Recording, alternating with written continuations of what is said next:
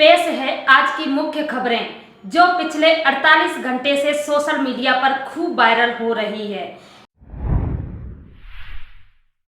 UP के भोगाम थाना क्षेत्र के नगला ससम गांव निवासी बीएससी सेकेंड ईयर की 19 वर्षीय छात्रा का घर में घुसकर किया रेप और डर के मारे आरोपी ने लड़की को फांसी पर लटकाया। वहीं दूसरी खबर यूपी के ही अंबेडकर नगर के मालीपुर थाना क्षेत्र के कांदीपुर गांव से एक और दुष्कर्म की खबर सामने आ रही है।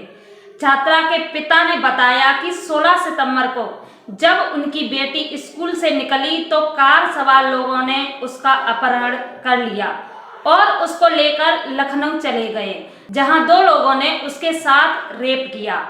18 सितंबर को पीड़िता किसी तरह अपहरणकर्ताओं के चंगुल से निकलकर अपने घर पहुंची और इस घटना की सारी जानकारी अपने परिजनों को दी। छात्रा ने एक आरोपी को पहचान भी लिया, लेकिन पुलिस ने आरोपियों के खिलाफ कोई कार्रवाई नहीं की तो छात्रा ने घर में ही फांसी लगा ली। अगर पुलिस समय रहते आरोपियों के खिलाफ कार्रवाई करती तो शायद उस मासूम बच्ची की जान बच सकती थी। अगली खबर यूपी के संभल से है। यूपी के संभल में महिला के चेहरे पर फेंका एसिड और अब महिला है गंभीर हालत में। यह पूरा मामला संभल क्षेत्र के गांव भंडावली रसूलपुर का है। पीड़िता के बेटे ने बताया कि दबंग उसकी मां को खेत में खींचकर ले गए। दबंगों ने दलित महिला को घंटों बंधक बनाकर मारपीट की। उसका विरोध करने पर दबंगों ने महिला के ऊपर एसिड डाल दिया। पीड़िता के परिजनों का कहना है कि घटना प्रधानी के चुनाव से जुड़ी हुई है, जिसमें उन्होंने प्रधान को वोट नहीं दिया था। उसी को लेकर प्रधान ने इस घटना को अंजाम दिया। वहीं पीड़िता के बेटे का कहना है कि पहले आरोपी पक्ष ने उनके पिता को पीटा था, इसके बाद परिजनों ने रिपोर्ट दर्ज कराई थी, लेकिन पुलिस ने आरोपियों को गिरफ्तार नहीं किया। अगर पुलिस आरोपियों को गिरफ्तार कर लेती तो यह घटना नहीं होती। अगली मुख्य खबर बहुत ही भयानक है, जिसको सुनकर आप चौंक जाएंगे। आप सोच में पड़ जाएंगे कि आखिर न्याय किससे मांगे, शिकायत किसकी करें और कहां करें, क्योंकि यह जो मामला है वह झारखंड के लोहरदगा जिले के शेयरिंग थाना क्षेत्र से है। एक अंधेड़ उम्र की विधवा के साथ 2 पुलिसकर्मियों ने सामूहिक दुष्कर्म किया और आरोपी जवान शेयरिंग थाना क्षेत्र में तैनात बताए जा रहे हैं। पीड़िता और उसके परिवारजनों के मुताबिक जब करीब 11 बजे अपने खेत में घास काटने गई थी, उसी वक्त जवान वहां आए और घटना को अंजाम दिया। शेयरिंग प्रखंड के तुहिमु गांव की 50 वर्षीय महिला के साथ 2 जवानों ने बलात्कार किया। ग्रामीणों और पीड़िता के परिजनों का आरोप है कि आरोपी जवानों ने महिला को बुरी तरह जख्मी कर दिया। फिलहाल महिला का इलाज लोहरदगा सदर अस्पताल में चल रहा है।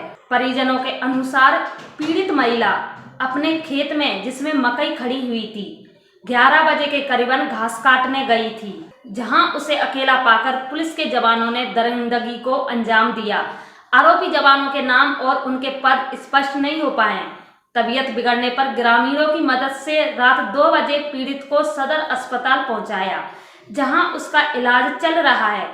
आक्रोशित ग्रामीण महिलाएं सदर अस्पताल पहुंची और आरोपियों के खिलाफ कार्रवाई करने की मांग कर रही हैं। तो आपने देखा, ये सारी घटनाएं पिछले 48 घंटे से सोशल मीडिया पर खूब वायरल हो रही हैं।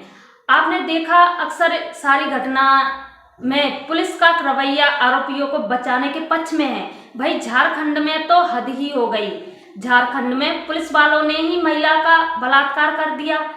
अब आप जरा सोचिए, आखिर अगर कोई दरिंदगी होती है, कोई अन्य अत्याचार होता है, तो आप न्याय कहाँ मांगेंगे, क्योंकि रक्षक ही बच्चक बने बैठे हैं।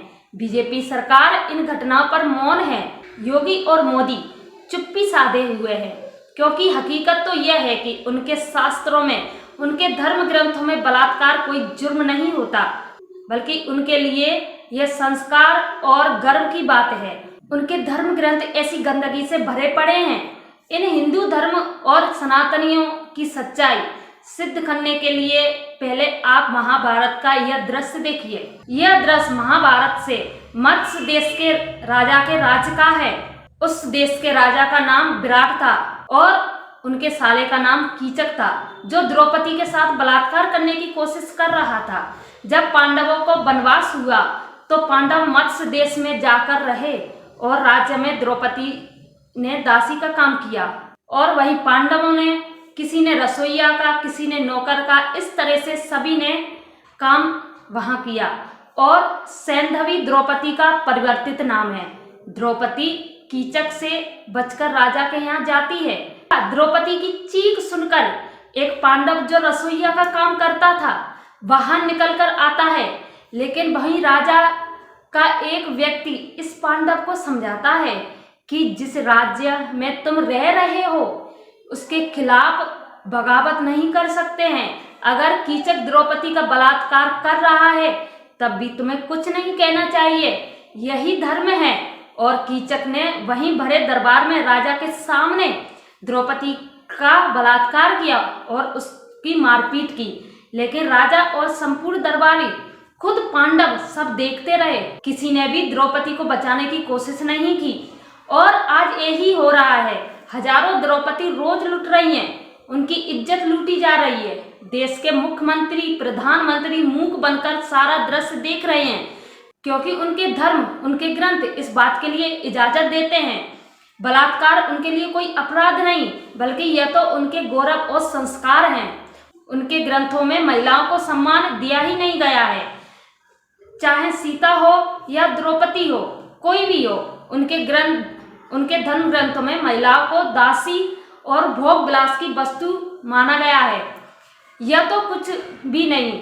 इनके एक और ग्रंथ योनि तंत्र में तो हद ही हो गई। उसमें लिखा है कि नवरात्रि में किसी किशोरी के प्राइवेट पार्ट की पूजा करने से मोक्ष मिलता है।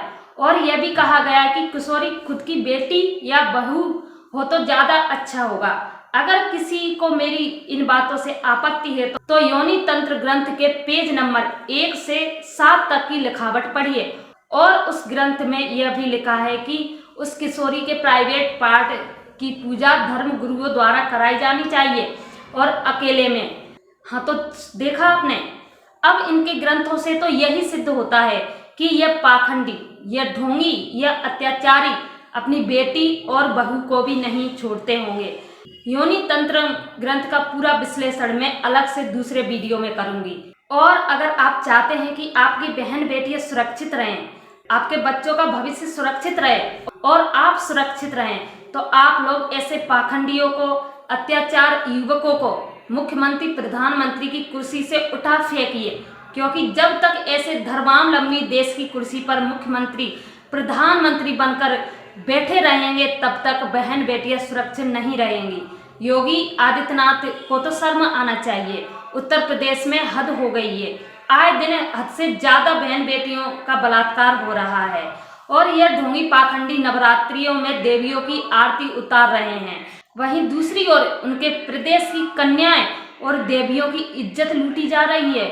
और बीजेपी, योगी और मोदी तथा उनके शासन प्रशासन के अधिकारी गूंगे, बहरे और अंधे बनकर तमाशा देख रहे हैं, ठीक महाभारत के राजाओं की तरह। फिलहाल इस वीडियो में इतना ही। आपकी इस पूरे मामले पर क्या राय है, अपने सुझाव हमें कमेंट बॉक्स में जरूर दें। और इस वीडियो को अपने दोस्तों व रिश्तेदारों में एक एक व्यक्ति तक ज़्यादा से ज़्यादा शेयर करें, चैनल को सब्सक्राइब करें। और अगर आप चाहते हैं कि न्यूज़ 22 ऐसे ही लगातार आपको रोचक खबरें दिखाता रहे, जिसको गोदी, मनवादी और जातिवादी मीडिया कभी नहीं दिखाएगी, तो आप हमें आर्थिक सहयोग भी करें। क्योंकि हम नहीं चाहते कि हम किसी धन्ना सेठ, किसी पैसे वाले या किसी बड़े नेता के बंधुआ मजदूर बनकर उनके लिए पत्रकारिता करें। हम आपकी आवाज़ बनना चाहते हैं। हम आपके मुद्दों को उठाएंगे, हम आपके लिए लड़ेंगे, हम सरकार से आपके लिए सवाल करना चाहेंगे। इसलिए आप हमें आर्थिक सहयोग भी करें। नमस्कार।